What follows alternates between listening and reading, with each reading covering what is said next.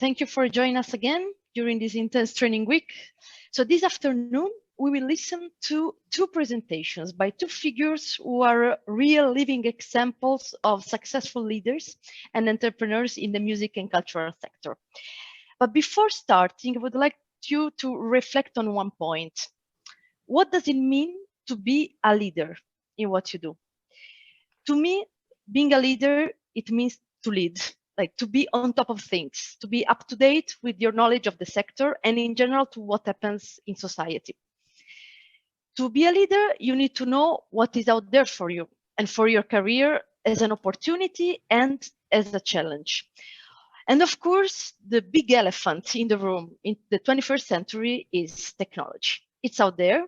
It can be a threat, a challenge, or an opportunity to take and to use to be successful. So as I was saying before, we are seeing it here in this very training. Because of COVID, we could not make it as a proper training for the teachers of our project partners. But thanks to technology, we could open up these sessions to all of you and reach out to an audience that in principle was not supposed to take part in the NewsImap training. And we can have with us prestigious speakers that probably couldn't have made it to the in-present training in Rome because, of course, they are too busy with their own career.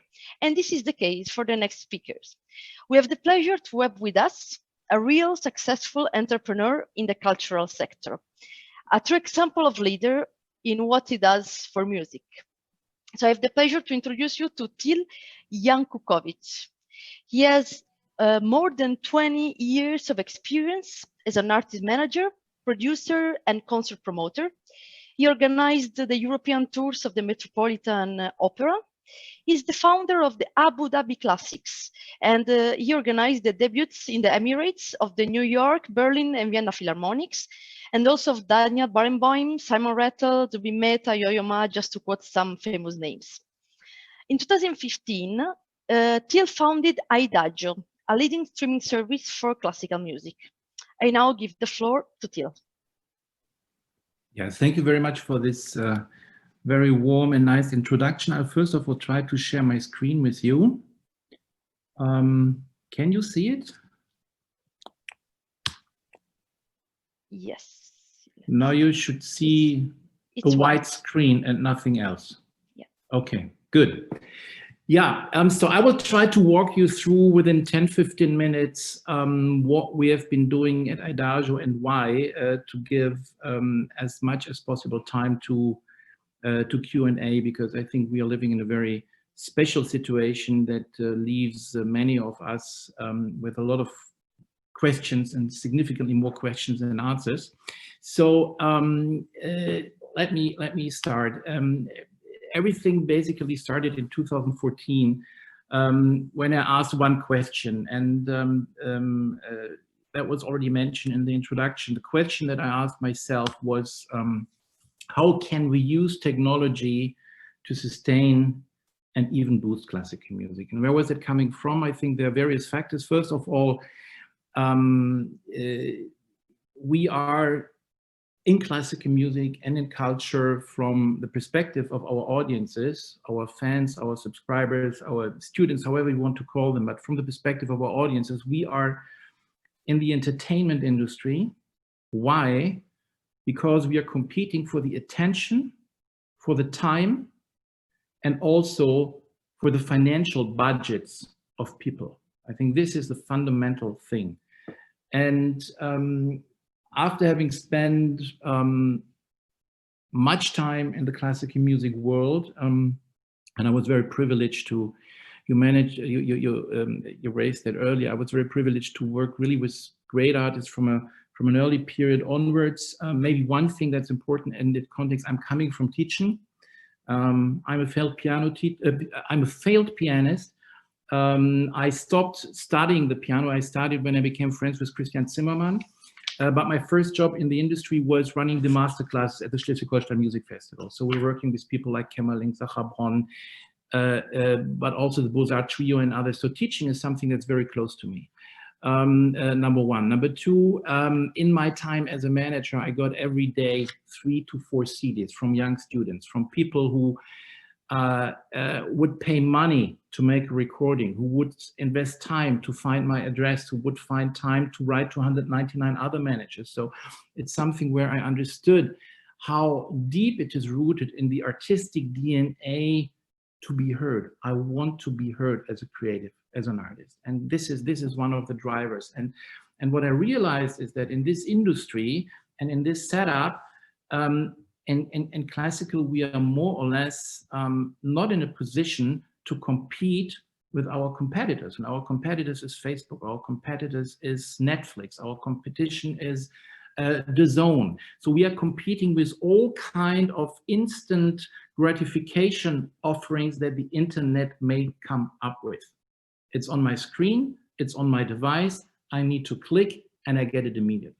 And classical music is anything else than that. And now we could have, of course, said, well, this is horrible, and real arts happens in the real art is happening in a room when there is an artist and the public is responding, and this is in fact the school where I'm coming from, because Christian is very technology avert when it comes to the arts. Some of you may know that Christian Zimmermann is somebody who wants people to remove the microphones from the concert hall before he's performing there, because he doesn't want to see his stuff on YouTube. So that's kind of the school where I'm coming from, but we are competing with all these other possibilities for people to spend the time with. That's why we asked this question in 2014, how we can use technology to sustain and even boost classical music. Sounds nice, but what does it mean concretely? If you want to do this, you have to build technological solutions for the two stakeholders all this is really about, which is artists and audiences, period. That's really, if there's nothing else you can do, it's about the artist, it's about the audience, and all these people like managers and teachers and PR and publicists and intendant, all these things that we are doing as catalysts are at the very end not necessary. It's really down to those two things. And this is very similar to the platform model that we kind of learned was coming from Silicon Valley. So if you look at Uber or if you look at Airbnb, it's nothing else than a technological platform that is connecting supply, somebody who has to sell something, somebody who has information, Wikipedia, somebody who has products, eBay, with demand, people who want to learn something, people who want to buy something.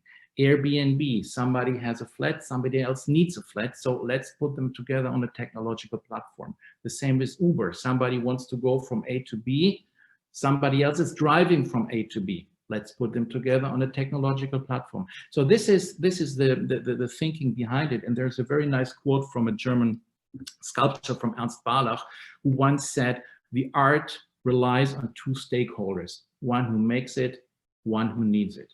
So again, it's about the artist, it's about the audience. So that's how we started. Why do I highlight that? Because what you see currently at Idagio is nothing else than a streaming service, which is an end consumer product.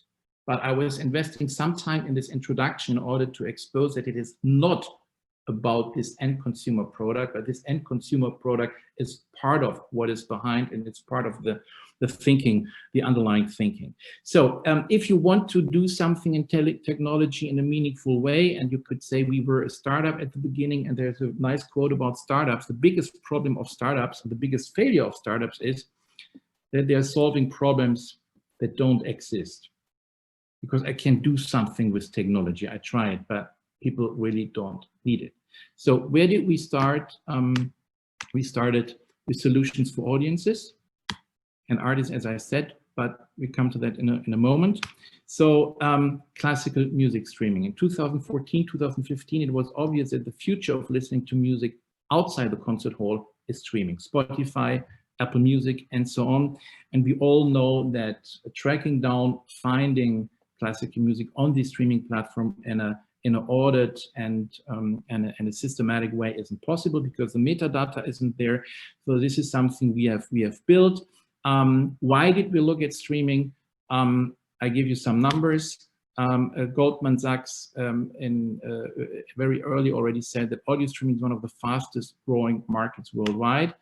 And in 2018, we had 255 million people paying for audio streaming. We are currently at a 350, 380 in 2020. And the projection for 2030 is that 1.15 billion people across the globe will pay 10 euros or $10 a month for audio streaming. So this is a space where you are in when you work on streaming. I said already that the platforms we know can't really manage classical music in an appropriate way. Why? Because classical music is nothing else than a system of cover versions. You have one Beethoven Symphony number 7, but you have hundreds of different versions. So nice example, imagine Karajan is conducting a Verdi opera, Maria Callas is singing. Who is the artist? You have only one criteria on Spotify, on Apple Music, and so on for the artist. So 2 of the 3 are falling apart. So this is a problem that we have solved. We have developed our own technology in 2014, 15, 16.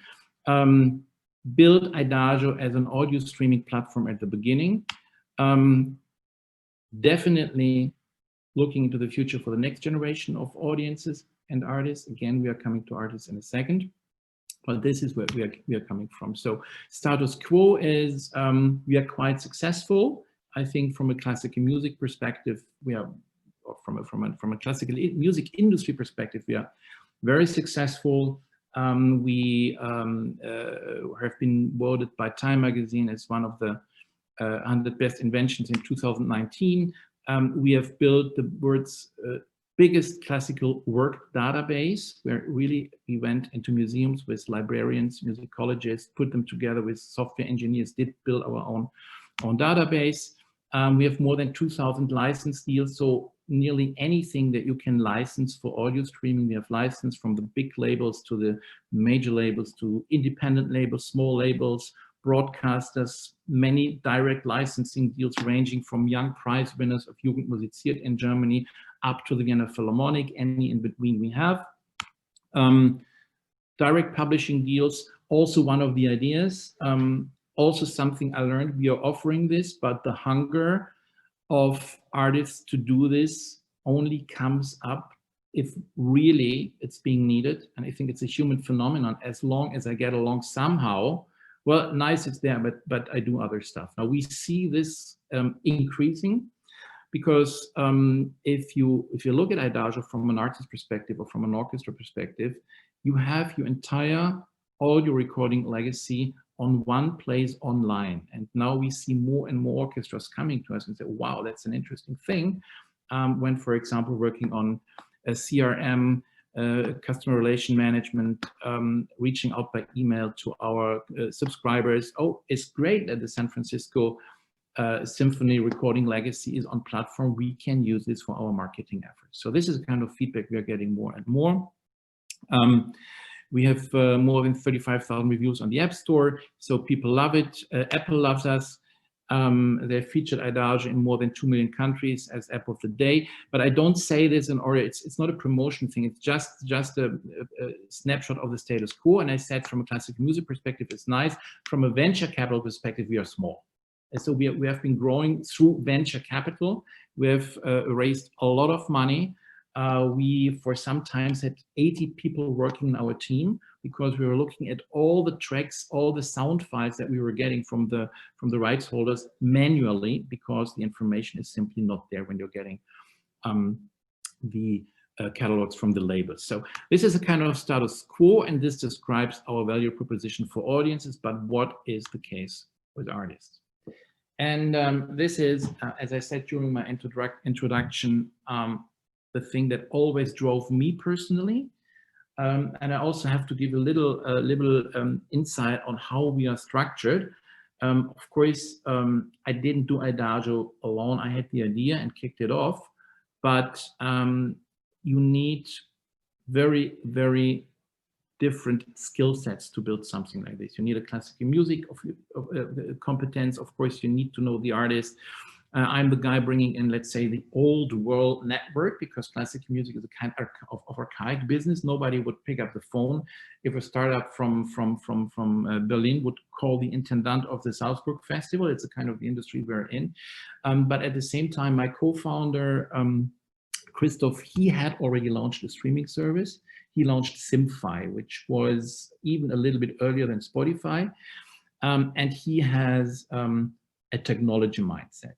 And he has brought together all the product teams, the software engineers, and so on and so on. Why do I say this? Because the moment you launch a platform, you have to think carefully where you start. If you build a platform for supply and demand, you cannot subsidize both sides at the same time. You either need to start do something for artists, but then you don't probably have audiences, or you start building something for audiences, and the moment you have audience reach, it also gets interesting for artists. And this is a strategic way we have started. So we are on purpose invested a lot of money in building an audio streaming service that is of interest to audiences, where audiences are ready to pay money, because this is a proof that there is a need in the market. We have built reach. We had more than now almost 2.5 million downloads of the app. We have customers in 150 countries. Now it's interesting for artists.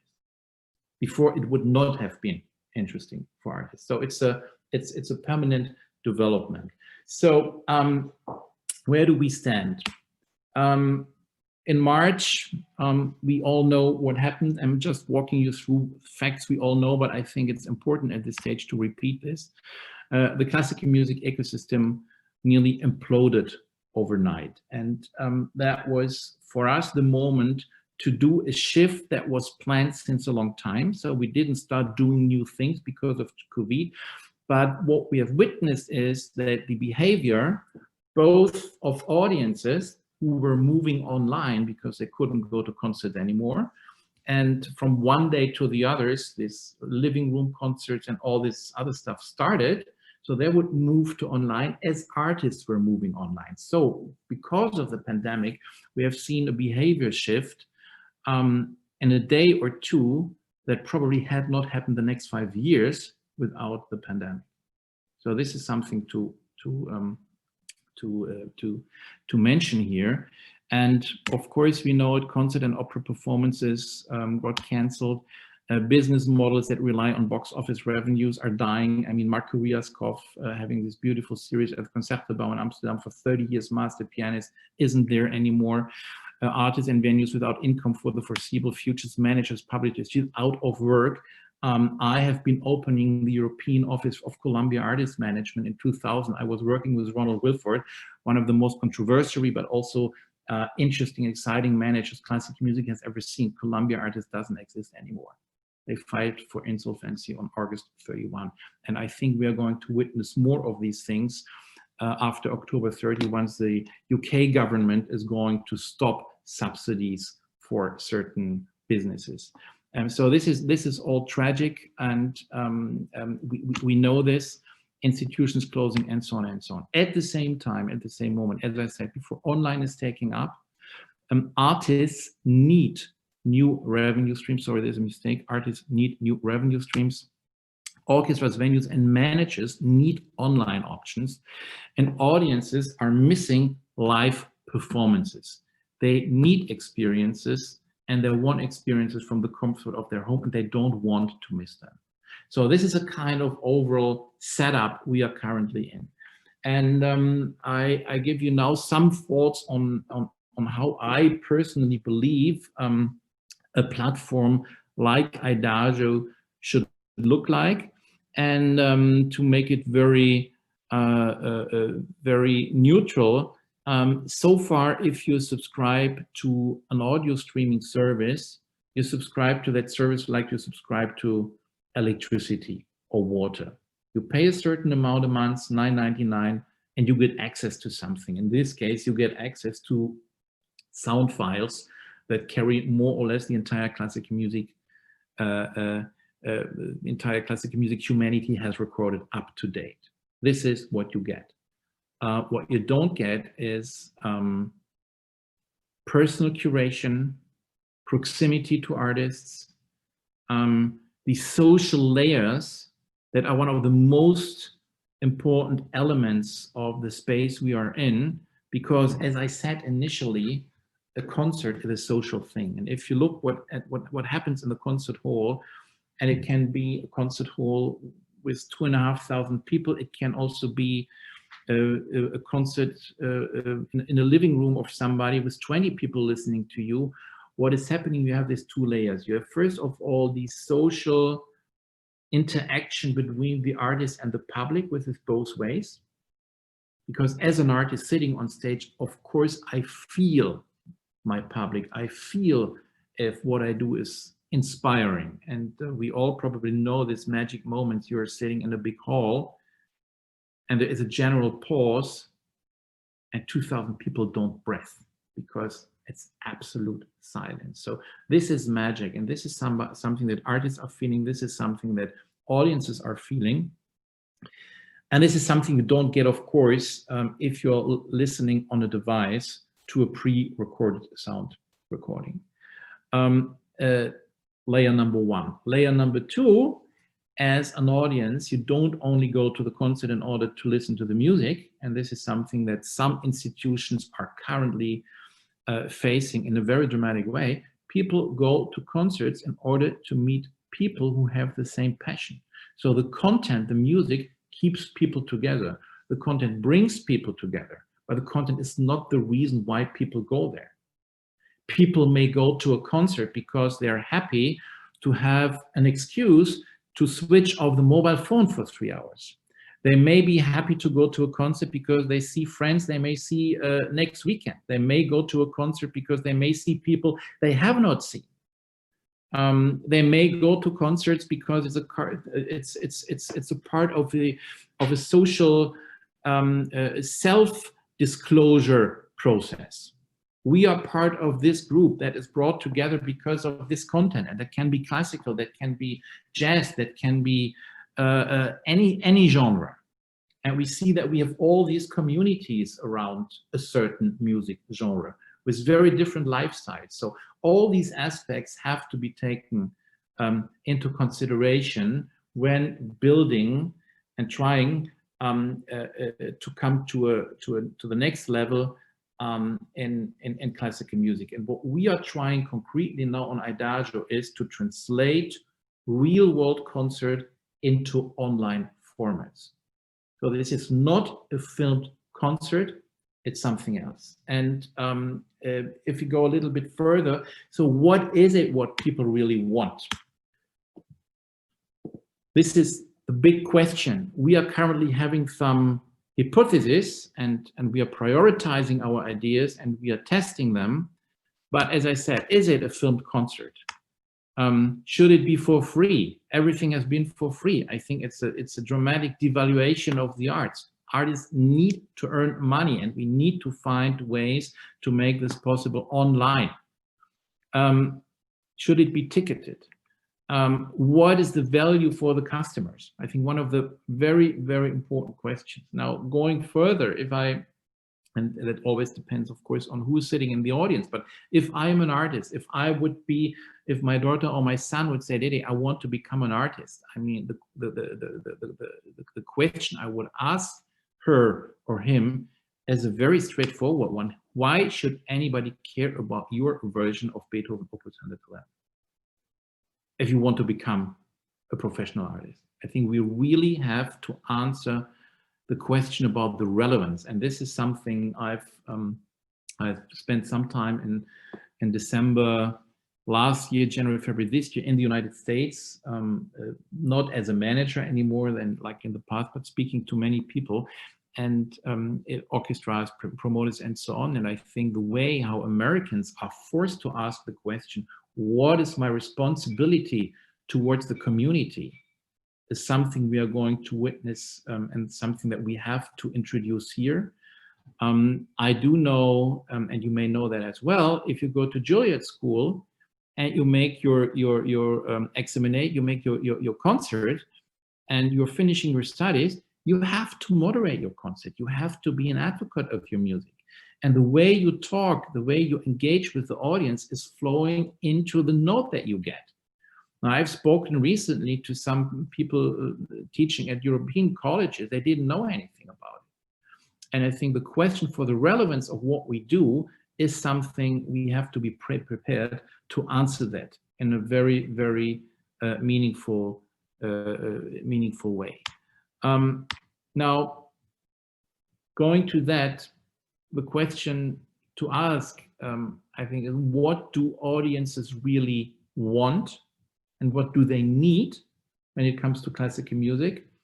And I think there are very simple answers. I mean, the great things are mostly very easy, but it takes you years to understand it.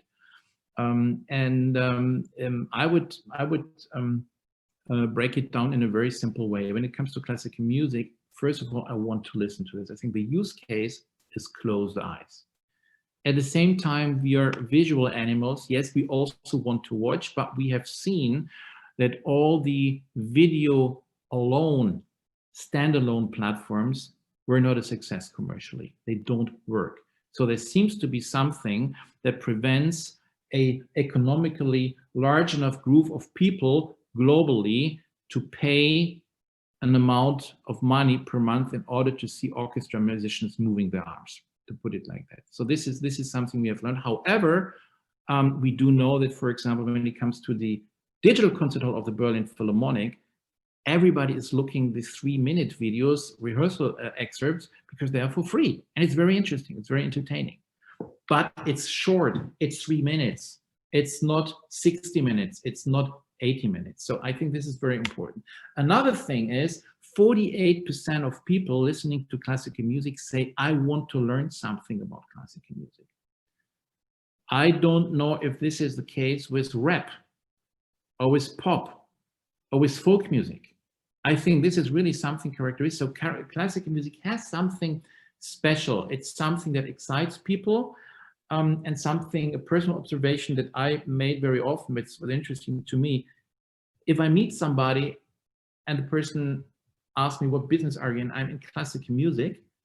Everybody apologizes. I say, oh yes, classical music, I love it. I love to go to the opera, but I'm not a specialist. I mean, if you meet somebody, you talk to him about soccer, nobody would excuse himself because I don't know anything about soccer. Especially in Germany, we are 80 million people of 80 million professional coaches who know everything better than the coach of our national team. So interesting about classical music. So there is this thing people want to learn. The most important aspect from concerts is, I think, of the human need to connect. And the interesting setup that we have in classical music online, and again, we don't have the answer, is that you are, the moment you bring a concert online in real time, you have the possibility to connect in real time, so at the same time, for the same reason, which is a concert, with a group of people that is sharing the same interest. And I think this is a very interesting base to start and to proceed from. So, and of course, we do want to participate as human beings. We do know if somebody gets an email and there's nothing and there's only words, I'm not interested. The moment I get an email and there's a red button to push, I push this button. So there's so many things to learn from behavior design. Just to end, what we have started at Idagio, and then I'm done. We launched in May the Global Concert Hall. The Global Concert Hall is nothing else than the digital concert hall of the Berlin Philharmonic, with some differences. First of all, any artist in the world can use it wherever he is. So we had concerts with Yo-Yo Ma, who's sitting in the studio in Boston. We have the King Singers. We have the Vienna Boys Choir. We had a chamber music festival of Lars Vogt in June with Sharon Kem, Christian Tetzlaff, and many others. So any place on earth where you can make an audio-visual recording, we take the signal, we bring it online. There is a payment functionality, so any professional artist can use Idagio as a technological infrastructure to bring own concerts and own performances online. And why that? Because as I said, what are the 3 core things that audiences want? Listen, watch, and learn. I think the three core things that artists and institutions need is, first of all, yes, I need revenue, I need to earn money, I need reach, I want to be heard by as many people as possible. And the moment I'm an institution, I want data. There need to be ways how I can bring concerts online, which is different from having my content given away for free on YouTube, because I'm waiving my rights when I put something on YouTube, and from Facebook, because I'm giving away my fans to third-party platforms. And what we are aiming at is that the moment somebody is streaming his concerts on Idagio, we have found a way that we can share the data of the ticket buyers with the institution. So if an orchestra is using Idagio to put a concert online, we are legally entitled in a GDPR-conform way to share customer data of ticket buyers with the institution. And this idea, which should be an obvious idea, is owed to a discussion I had, I think, 10 or 12 years ago with Paul Müller, when he started as the intendant of the Munich Philharmonic, who said the Munich Philharmonic, being one of the orchestras with the biggest subscriber number in Germany, but he said, well, people are making the decisions later and later. So the subscriber numbers from year to year are going down. And we urgently need data in order to be able to provide our customers with concert information and all the offerings that we have. So that, I'm sorry, it was a little bit longer than 10 minutes or 30 minutes, but I still hope we have sufficient time for questions, and I hope you could take a little bit out of what I said. Thank you. Thank you very much, Till. It was very interesting. It's really the future. So the message is be there or be there. We have a lot of questions from the audience. So if you can stop sharing the screen, Till, then we can give the word to the audience. The first question is from Paolo Susanni. You can mute yourself. Very good. Hi, Mr. Janczukowicz. I just wanted to know, I was going to ask you about the people who work for you. I'm going to hone it down. What are your criteria for the selection of the people you wish to have on your streams? At this stage, we are deciding this ourselves, but the criteria is easy. It should be either you have a management or you have a label. We are trying that at this stage because we want to turn this into an infrastructure platform where via API, any artist can use this. So in a year or so, half a year, sometime there won't be this criteria anymore. At the same time, we have to make sure that there's quality, because we have the responsibility towards the audiences who are expecting a certain quality.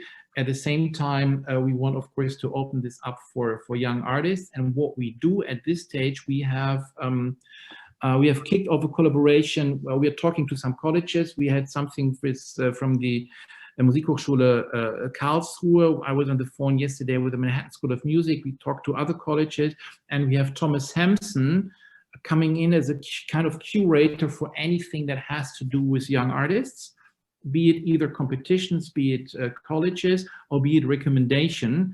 This is a kind of snapshot of today. In the long run, we want this to be really working like a platform where you have audiences and users deciding by either going to a concert or a video or not going to a concert or a video what really has relevance. Okay, thank you very much. Thank you. So now, Yannis Miralles, there's also a question. Yes, thank you for the presentation. Very interesting to learn about Idagio. I have to admit I was not aware of it. I had a twofold question. First of all, are you currently thinking about expanding your service coverage? Sorry, now it's, I don't know if I'm frozen or... It's okay. It's okay. Repeat. Yeah, please. I was wondering if you are currently thinking about expanding your service, covering other styles or genres of music other than classical music. And yeah, so please. Okay, I answered that already. So yeah, I mean, yes, we have to control ourselves not to do it, because I think it's very important that audiences understand it's for classical music. At the same time, I have a first of all, personal connection to jazz. I started a big band one day at the same time, which is dangerous. We have already the entire catalog of ECM, Manfred Eicher. So we have the entire Keith Jarrett. We have all this stuff already on Idagio. So you can listen to Keith Jarrett, but we don't communicate it yet. But this is something that's going to come, number one. Number two, I once commissioned a piece for Bob Brookmeyer, who is one of the guys who started the West Coast jazz with Jerry Mulligan and so on. And the piece he composed, you couldn't say, was it jazz or was it contemporary music? So it's very interesting. So I think it's an obvious thing to expand it.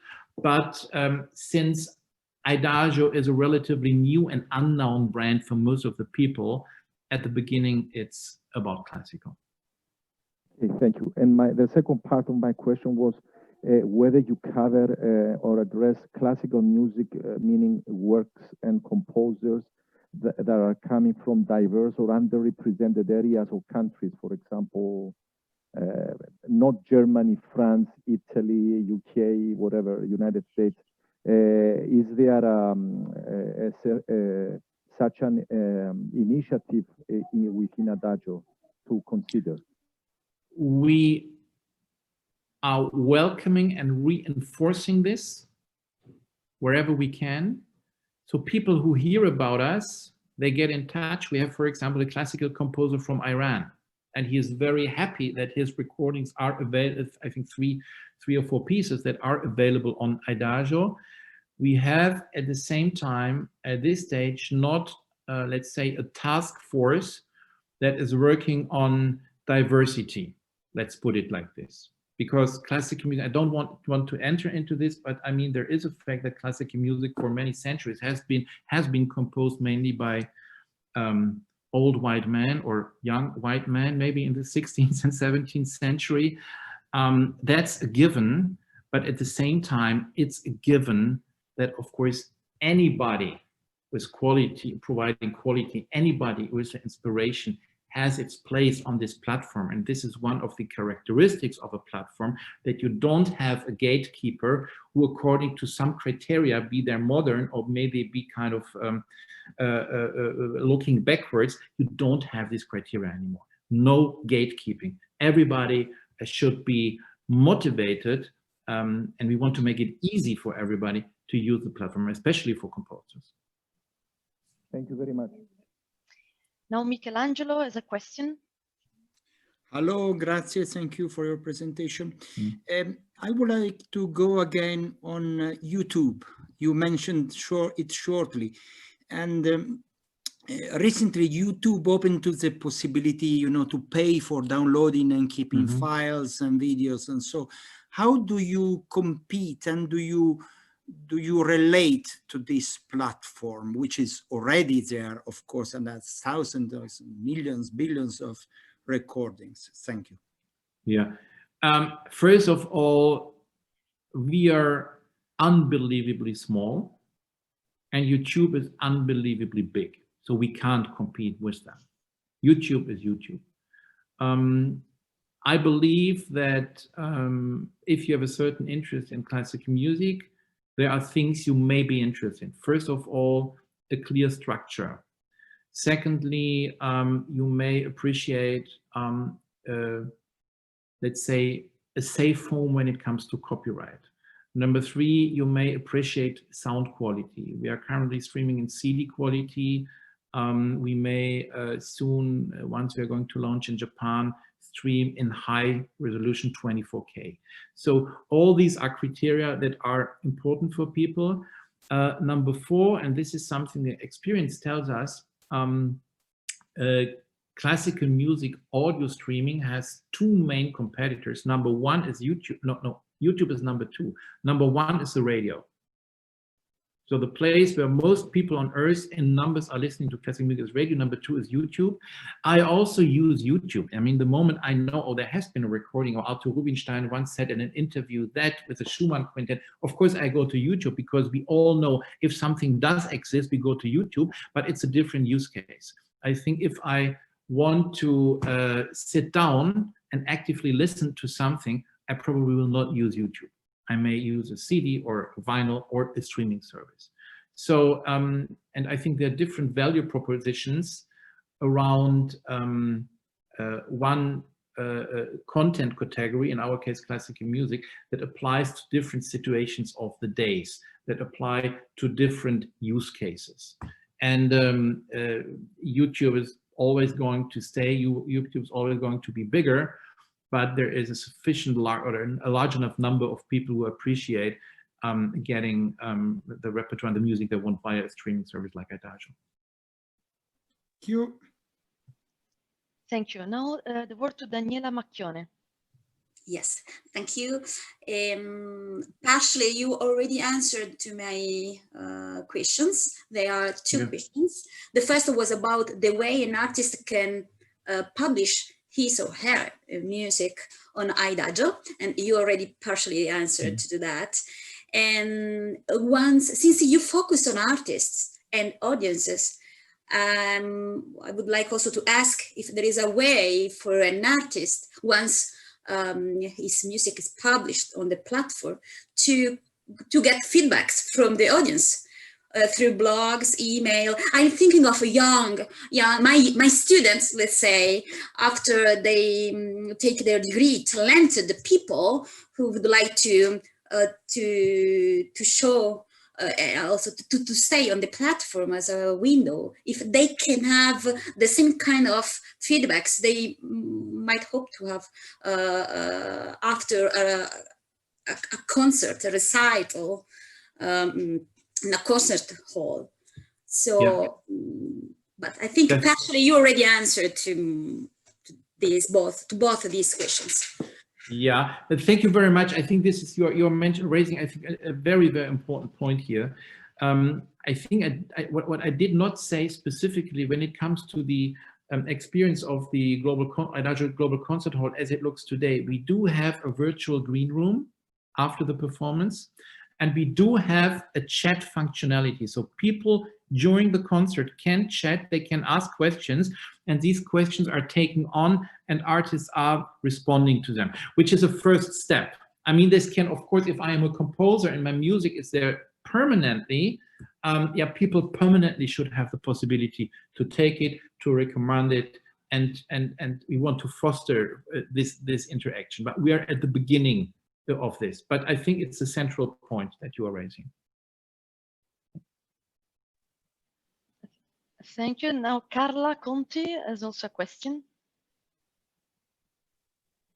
Thank you so much, and thank you, Sarah. And maybe my question can appear, like a provocation, but it's not. How can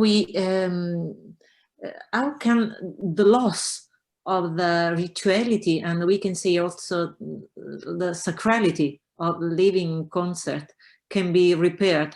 I mean, can we imagine that technology can help us itself, can help us, to repair this kind of loss that we don't have living concert for a long time, Well, I'm responding with what I think. I think it would be horrible if technology could do this, because it would be an illusion. You cannot replace a concert. You cannot replace his experience. I'm 150% convinced, but I think that at least we should look to what extent we can use technology, maybe to look at certain units, to certain aspects of the ritual, and maybe some aspects of this ritual. And this is something that Daniela just mentioned a second ago, could probably be made available online. For example, I get a comment, yes, and it's important to me to get a comment, not only after a performance, but maybe also 3 months after something has been released, and I say, oh, something has listened to my composition, and there's feedback. So these elements can do it. But for me, and I'm also big skepticism, even not skepticism, I would never have something like that on Idagio when it comes to algorithms trying to replace, I think, human creativity. It's not going to work. I think music, it's a correspondence of the human breath. I talk, the tension is going up, it's going down, there are emotions, it's a living thing. The moment... I agree, totally agree, yeah. You know, the moment you make a computer doesn't have emotion. A computer doesn't feel. A computer can manipulate you from morning to evening. So all these things are missing, and I simply don't believe in this. Thank you so much. Thank you. So the last question to Sarah Meltzer from Israel. Yeah, so first of all, thank you very much for your interesting presentation and deep ideas. I would like to ask a question, you know, it's about the dirty part of the thing. How the financial thing is divided. I mean, people pay in order to get into your streaming, they get a contract, is a limited time, they get an annual or a monthly. How is it going? Well, I think it's I mean, we could call it dirty, but I mean, let's call it reality, and we on purpose we have especially to call it today, so, huh? Exactly. So first of all, there are two models. First of all, at the audio streaming model, it's not a big business for us. Because what we do, we license the stuff from Universal, Sony, Warner, and Co., and they are more or less dictating the conditions. You say, well, we give you this repertoire, you can put it in a tier, you can charge $9.99, but this is what you are going to pay us, take it or leave it. So it's not business, it's where we started. It's okay business, but it's not something that really will, as a standalone function. Now, when it comes to the Global Concert Hall, the idea is different. The idea is that any artist, any orchestra, everybody's producing the content on its own. So conservatories, orchestras, they have video teams. Most conservatories do have recording facilities. So the artists produce it with a producer. They can use Idagio as a tool. They can leave it online for 24 hours. They can leave it online for a week. Some artists, they say, well, we want to leave it online for 2 months or forever. And the revenue is shared 80-20. So 20% is a platform share and 80% of the revenue goes to the artist. So it can become a business. For some artists, it's okay now. But I can tell you this is already very interesting for the Yo-Yo Mas and the Lang Langs. Why? Because they have huge followerships on social media.